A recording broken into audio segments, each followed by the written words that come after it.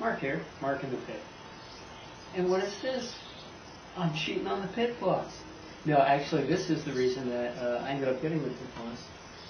It's because I bought this, and I loved it so much that I wanted a full-size one.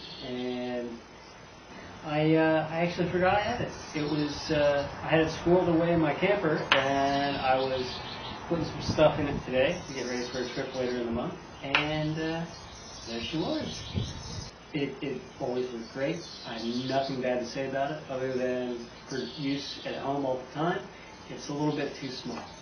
Now, it's not very heavy because it's not made out of ceramic, it's made out of metal. And the Char-Griller Akorn Jr. I think is a fantastic Kamado on a budget. I would recommend it.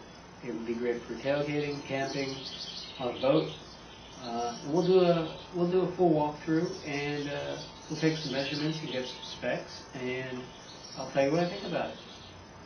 Thanks for watching.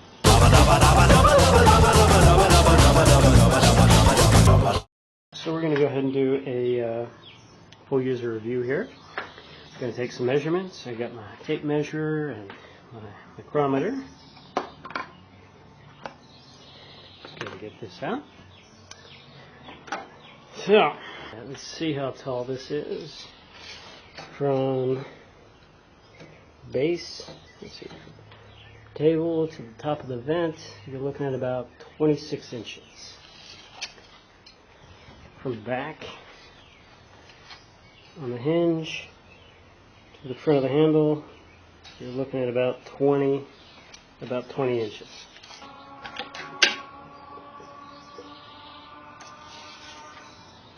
Let's see here, base 15.5 inches, with the handles, say about 20.5 inches. Grate size is, say, 13 3/4. Probably round that up to 14. Cast iron grate, which I really enjoy. Great thickness. Here it's 7.75, and then that's pretty funky. Let's try over here. There we go. And depth 7.13. Now this is not made out of ceramic. The Char-Griller Akorn Kamado is made out of metal, and I think it's fantastic. I mean, it's a lot lighter than a full-size Kamado, obviously. I would assume it's a lot lighter than like a Big Green Egg Mini Max or one of those little Joes. It's got a latch on it here, which I like. The latch is, I think it's very helpful for keeping the seal tight right here.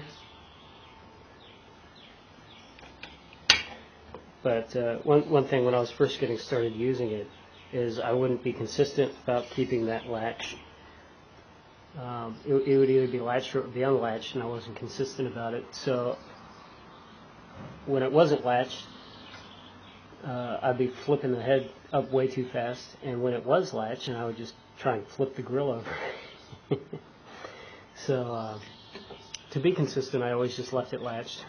So I would always remember to unlatch it. Now the top here, the top vent, it's got a real nice smooth, firm feel to it. Never had any problems with it sticking. It's got a pretty tight seal on it. The whole thing has a very nice seal on it. I'd say it's very close to airtight, except for the bottom vent here. There is some air gap, but it wasn't bad enough that I felt that I needed to do a mod to it. I just left it alone, and it's been fine. Alright, let's take some of the insides out. Actually, while we're here, take a look at the thermometer here. I only got a good temperature up to about 250. After that, it just kind of did whatever it wanted.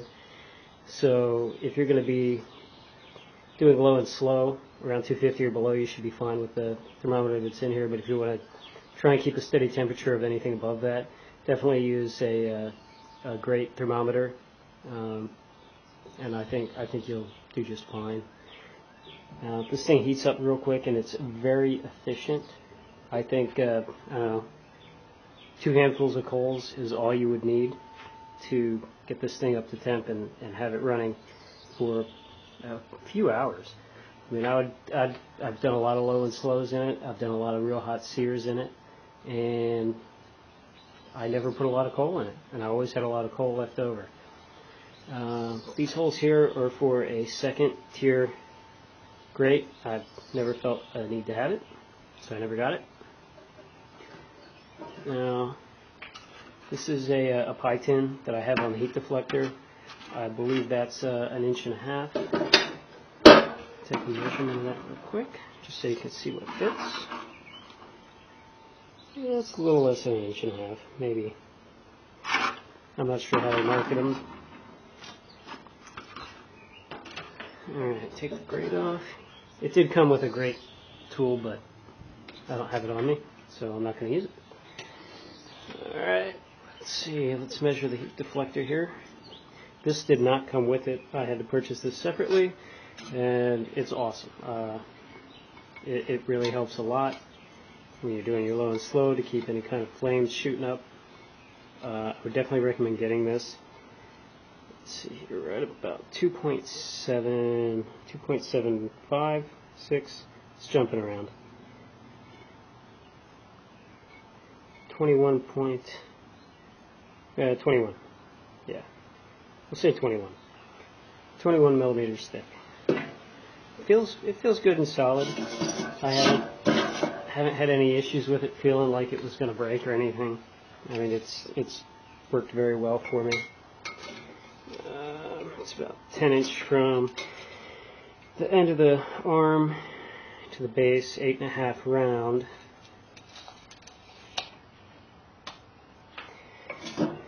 I think I was trying to do a pizza in here once, and that frustrated me, and that's what got me started to think about getting a full-sized one.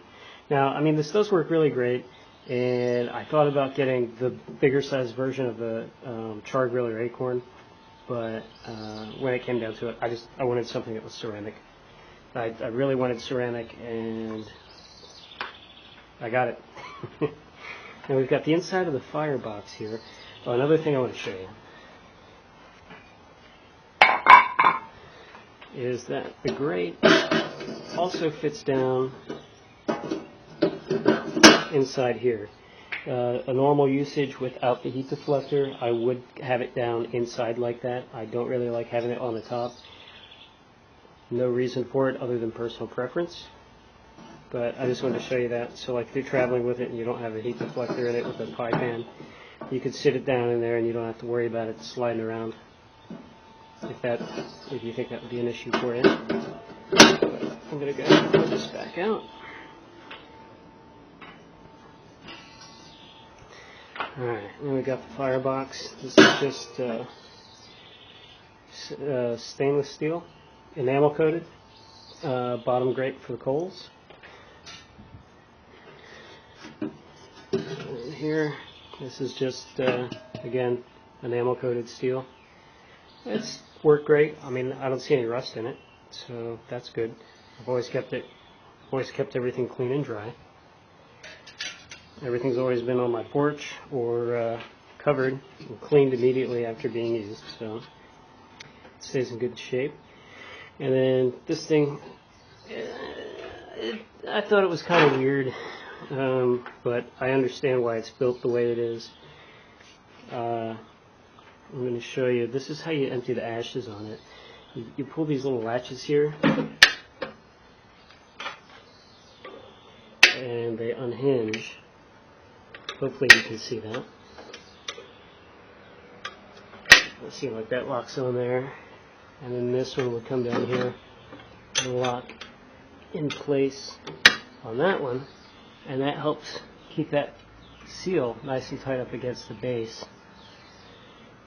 So if you're going to dump the ashes, you would just unhinge these, and then it just kind of sits there because you've got this piece here that fits in between a tong. So you would slide this forward, and then that drops down, and then you just pull that out, dump the ashes wherever, and that's it.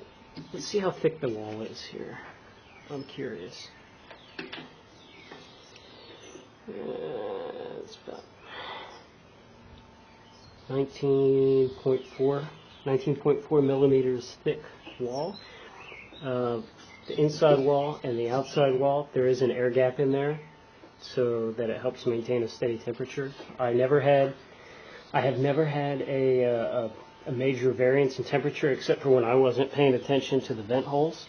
But once I got that figured out, since this was my guinea pig, once I figured out how to use the vents, then it held it and maintained a very good steady temperature for hours. I think the longest cook I did on this one was 10 hours, and I only had the fireball filled up about halfway. I'm going to measure the fireball before I put this away. So, well, yeah, I'll do it out here. It'll be easier. So to have an idea of how big this fireball is, looking at about 9 inches on the bottom, about 13 on the top, and about 7.5 inches tall. I mean, it's big enough for two handfuls of coal will probably fill it up to about here.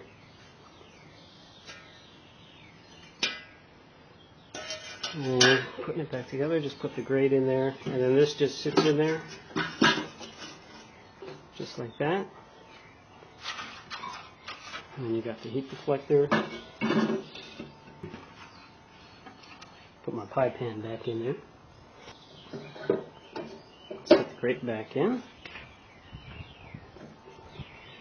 Now, for assembly, when I got this, came in a box. The hood was not assembled. I had to put that on. The arms, I had to put those on. The legs, I had to put those on. This was not connected. I think this was inside the base and the head was upside down. I had to put the cap on. Excuse me. And it's just a couple of bolts here and there. I mean, it didn't really require a whole lot of work, just time screwing in everything. And that's about it.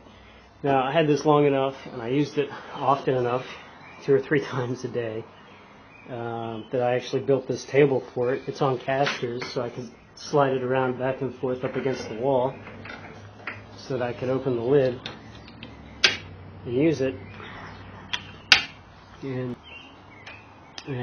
yeah, I'm very happy with it. I think I paid $150 for it. Totally recommend getting one. If you want a lighter weight Kamado that you can travel with, and I mean, you could drop this thing down a flight of stairs. You might get a dent in it, but I think it would still work just fine. I mean, I would assume it's very durable, being made out of metal, and it with between the firewall and the the firebox and the double insulation, I'd have this thing up to 350, 400, and I could just rest my hands on the top of it. I mean, it wouldn't get that hot at all. And down here, where the firebox was, it would still be outside temperature. I mean, it was always very cool. So, yeah, like I said, I found this, and I wanted to share it with you. And I think the Char-Griller Akorn is a really great Kamado on a budget. I mean, for a smaller size, I don't think you can beat it. It'd be great if you were not sure if you would like using a Kamado.